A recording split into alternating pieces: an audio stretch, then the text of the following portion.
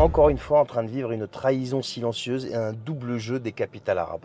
Je ne parle pas des peuples, hein. Je parle des capitales, donc des dirigeants. Vous avez des communiqués qui tombent là, les caméras tournent, les diplomates haussent le ton, on condamne l'agression israélienne, on appelle à la retenue, à la paix, au respect du droit international, mais derrière la façade, la réalité est tout autre, les amis.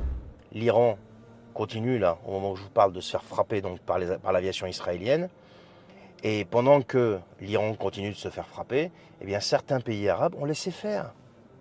L'espace aérien a été ouvert aux missiles israéliens. Les drones iraniens ont été abattus en vol avant d'atteindre Israël. Le scénario a tout d'un film d'espionnage.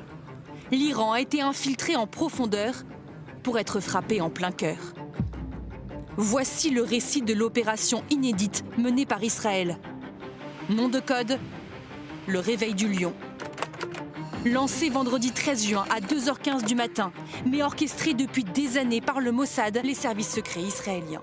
Les avions israéliens ont pu faire le plein grâce à des avions américains partis des bases situées dans le Golfe. Et je pourrais continuer comme ça pendant un petit moment, tu vois, à t'en citer des exemples. Tout est là.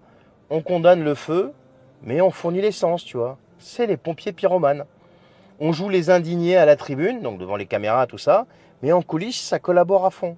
N'hésitez pas à liker la vidéo si elle vous plaît et si vous êtes nouveau sur la chaîne, n'oubliez pas de vous abonner et d'activer la notification pour ne rater aucune de nos prochaines vidéos. On commence.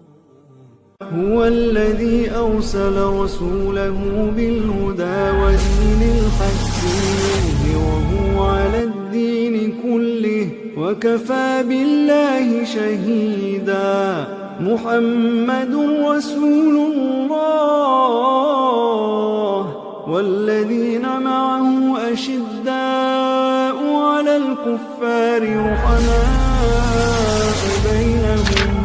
Et le silence, aujourd'hui, devient une posture stratégique, parce qu'il y en a qui ne parlent pas, ils disent rien. Hein. Et le soutien devient discret, devient technique, camouflé, sous des justifications de sécurité nationale, etc., etc. Alors, je ne vais pas en citer des pays arabes ici, parce que sinon je vais me faire strike la vidéo, c'est clair. Mais tout ça, c'est bel et bien là. C'est factuel. Et en plus, ce n'est pas une surprise, parce que depuis des années, la menace perçue par les pays arabes, c'est plus du tout Israël, mais c'est l'Iran. Téhéran, ses alliances, sa puissance militaire, ses proxys régionaux, tout ça, ça dérange l'équilibre fragile que certains de ces pays arabes cherchent à préserver à tout prix. Alors quand c'est comme ça, on fait des choix qui ne disent pas leur nom. Et dans ces choix, eh bien, la solidarité passe en dernier. Regardez ce qui se passe avec les Palestiniens. Depuis des années, pour pas dire des décennies. Parce que pendant que l'Iran là encaisse les frappes, regardez, Gaza continue de s'effondrer, continue de se faire bombarder. Des mois et des mois et des mois de guerre, des dizaines de milliers de morts, des civils piégés, des enfants massacrés. Et pourtant, il n'y a rien qui change. Les grandes capitales arabes se contentent de déclarations. Ce sont les champions du monde de la déclaration. Il n'y a pas de pression réelle, il n'y a pas de rupture diplomatique, il n'y a pas de lignes rouges qui sont franches. Juste des petites formules à 2 balles, là, complètement vagues. Des sommets de crise, c'est les sommets de la Ligue arabe et compagnie qui débouchent sur rien, et des convois humanitaires qui sont complètement symboliques, etc., etc., etc. Et en attendant, ce sont les civils qui trinquent. Ce qu'il faut comprendre, et c'est pour ça que je vous disais, c'est pas que je suis contre le fait que, par exemple, Madame Rima Hassan est partie avec sa flottille de la liberté, c'est pas ça. Ce que je voulais dénoncer dans cette vidéo, c'est que une partie du monde arabe a complètement abandonné la cause palestinienne. Et c'est à ce monde arabe-là qu'il va falloir s'adresser et c'est à lui qu'il faut mettre la pression. Leur priorité est ailleurs. Sécurité intérieure, accords commerciaux, stabilité énergétique et j'en passe. Et dans cette logique, on évite tout ce qui pourrait froisser certains alliés puissants, y compris Israël. Quitte à sacrifier la cohérence, quitte à regarder ailleurs quand une frappe part, par exemple, quitte à oublier qui est sous les bombes. Ils se fichent de tout ça. Chacun de ces pays aujourd'hui regarde ses propres intérêts. C'est pas la vie des peuples, hein. Je vous parle des dirigeants là. Et c'est pas une faute d'attention tout ça. C'est un choix qui est clairement assumé, même s'il n'est jamais avoué. Devant les caméras, ils ne vont pas vous avouer ça. Mais en coulisses, c'est ce qui se passe. La réalité, les amis, c'est que le monde a basculé dans une nouvelle phase là.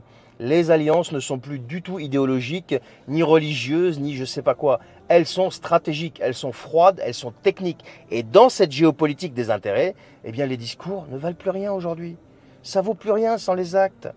Regardez la preuve des discours sur le peuple frère, le peuple palestinien, et ce pauvre peuple palestinien continue de se faire massacrer. Alors aujourd'hui, on en est là, t'as l'Iran qui est attaqué, t'as Gaza qui est détruite, et pendant ce temps, certains continuent de parler de paix, tout en laissant faire la guerre, tout simplement. C'est ce que je vous dis quand je vous parle de... au lieu d'aller flottille de la liberté et compagnie, c'est pas, je jette pas la pierre à Rima Hassan ou à je sais pas qui. Je vous dis simplement que ceux qui peuvent vraiment agir pour sauver des vies ne le font pas. Et je viens de vous expliquer pourquoi ils le font pas. Et donc c'est vers eux qu'il faut se diriger. Et ça, j'arrête pas de le dire depuis que la guerre elle a éclaté. Voilà.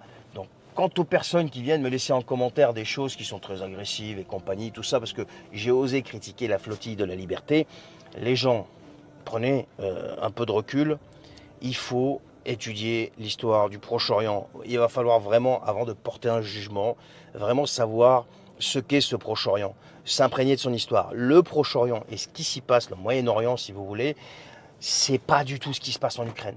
Ça n'a rien à voir.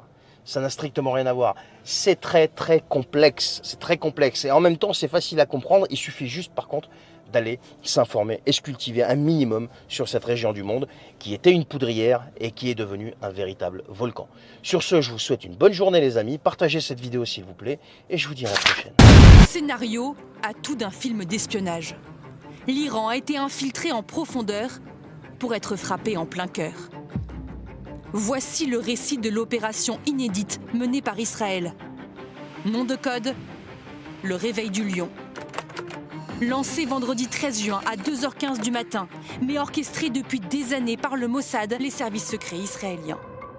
La face visible de l'offensive israélienne, ce sont ces avions de chasse. Mais dans le plus grand secret, un commando d'agents infiltrés passe aussi à l'action sur le territoire ennemi. Dès le lendemain de l'attaque, Israël s'en vante, image à l'appui. Ces silhouettes seraient des hommes du Mossad qui, en pleine nuit, sur le sol iranien, déclenchent des drones kamikazes. Des missiles israéliens ont aussi été tirés depuis l'Iran. Le régime islamique dit avoir retrouvé ses lanceurs téléguidés à distance. Dans le même temps, des voitures ont été piégées pour des assassinats ciblés. Un plan préparé dans les moindres détails, selon cet ancien officier des services de renseignement israéliens. Cette capacité d'Israël à attaquer de l'intérieur, de façon simultanée, ça a créé un énorme effet de surprise. Ils ont réussi à provoquer le chaos, la peur et surtout la destruction de la défense iranienne. Depuis vendredi, c'est la paranoïa en Iran. Les autorités poursuivent, fouillent systématiquement tout véhicule suspect. Car Téhéran en a désormais conscience. Depuis des années, le Mossad a fait rentrer en toute discrétion des armes en kit et les a assemblées dans des planques sous le nez et la barbe des mollahs. La police iranienne dit avoir découvert l'un de ces ateliers, abandonné dans la banlieue de Téhéran. La télévision d'État en fait un reportage. Ce sont des ailes de drone. On en a trouvé plusieurs et des boîtiers GPS aussi. Dans cette maison de 3 étages, on a trouvé 200 kilos d'explosifs, 30 drones et des lanceurs. Une logistique ultra sophistiquée. Cela a forcément pris des mois et des mois. Ils ont dû créer des entreprises, des sociétés écrans qui amènent les éléments en Iran sans attirer l'attention. C'est très élaboré. Il a fallu du personnel pour recevoir les marchandises, recruter des agents des douanes, trouver des entrepôts, des chauffeurs de camions. La plupart d'entre eux ne savaient même pas qu'ils étaient manipulés par le Mossad. Les autorités iraniennes se lancent dans une chasse à l'homme et présentent ces images comme des arrestations d'espions. Plus de 500 agents à la solde d'Israël auraient participé à l'opération. Des hommes du Mossad, mais aussi des recrues iraniennes, suffisamment haut placées pour savoir en temps réel où et quand frapper. Inna akramakum inda Allahi atqakum. Inna Allaha alimun khabir. Wajibu az-zurra'a liyaghidha bihim al-kuffar.